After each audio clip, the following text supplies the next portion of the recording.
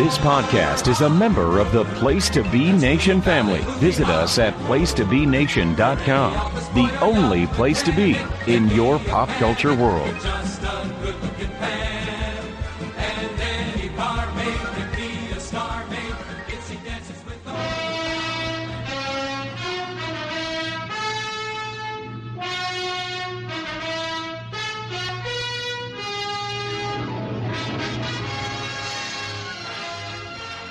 Place to Be Nation Pop Experience. This is Chad Campbell with your movie review of the day. And today I'll be talking about the 1948 Western film Coroner Creek. This is more in the genre of a B-Western film. And Westerns are something in 2025 that I started watching much more frequently. It was kind of a combination of factors that led to that. One was just the simple fact that I think Westerns in general is a genre that is missing from a lot of cinema today. It seems to be, in my opinion, replaced by a lot of horror movies. But you look at the amount of Westerns that were made in Hollywood in the 1940s and 1950s, and it's astounding. Just in 1948, the star of this film, Randolph Scott, had multiple other Westerns that was released. He released, on average, about 3 to 4 Western movies over the entire decade. So it's really a genre that seems like a past of American film. And then the second reason is a little bit more personal, but my 96-year-old grandfather's health declined in 2025. And so Westerns was something that he always enjoyed, always watched. If you went over to his house, he'd have the Grit channel on a high volume and would be watching a ton of Westerns. And I've always known the classics like Your Good and Bad and the Ugly, Man with No Name trilogy, The Searchers, some of these kind of iconic Western movies. But really 2025 is when I discovered a love for the genre in whole. And this movie kind of exemplifies that. This is, kind of a rudimentary, run-of-the-mill Western that was directed by Ray Enright. It stars Randolph Scott, who's kind of, I would put as one of the unsung heroes of Western actors.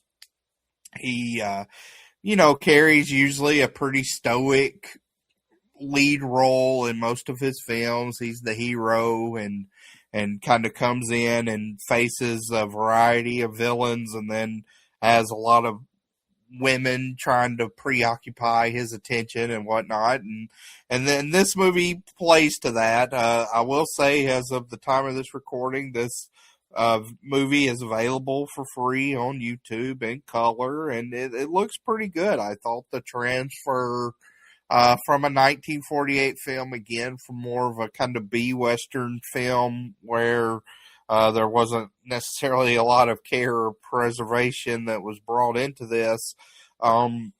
It really holds up. So this was released on July 1st, 1948. The other good thing about these Western movies is you can come in and out pretty quickly. This is a pretty tight hour and 25-minute movie that, has a plot and carries it out, and then you get a resolution and you can go about your day. I've found these very enjoyable to kind of go to sleep to and maybe watch the first half as I doze off, watch the second half when I wake up in the morning. That's been a ritual for me. But to get into this one, I would give this movie a 6 out of 10. I don't think this is the peak of the genre, but I think this is another enjoyable kind of chapter in the entirety of Randolph Scott's catalog. I actually think of the Randolph Scott movies I've watched, this is one of the ones where he has to do the most heavy lifting. And a lot of the other Westerns, the villains, the female counterparts, as well as the plot, have all been more interesting. Here, I thought the secondary characters, the main villain here is, his name is Younger Miles, which is an odd name. It's acted by George Macready, who I was unfamiliar with, and he's interestingly portrayed in this movie. I would say his acting is interesting to view because there's a little bit of depth here beyond what you'd see in a lot of these Western movies where younger Miles is abusive to his wife. You see that in a few scenes. He's kind of presented by the way the camera shows him kind of in the shadows before we get the big reveal of his face as a menacing character. But I just didn't think overall in his performance he kind of conveyed that menacing prowess that they were looking for. So I felt he was kind of lacking as your big main villain. Your main kind of female counterparts is you have Marguerite Chapman as the hotel owner. There's also Sally Ellers as Della Harms, who owns a farm that Randolph Scott's character goes and works at one time. The plot overall with this one, this is a basic revenge type movie where Randolph Scott's fiance gets held up by younger Miles and his gang, ends up getting killed. And so basically Randolph Scott's character is looking for revenge. That's the basic plot line. I do think this movie kind of falters in the middle where you get a lot of these secondary characters between the sheriff and all the other townspeople that are sort of hard to distinguish, like who is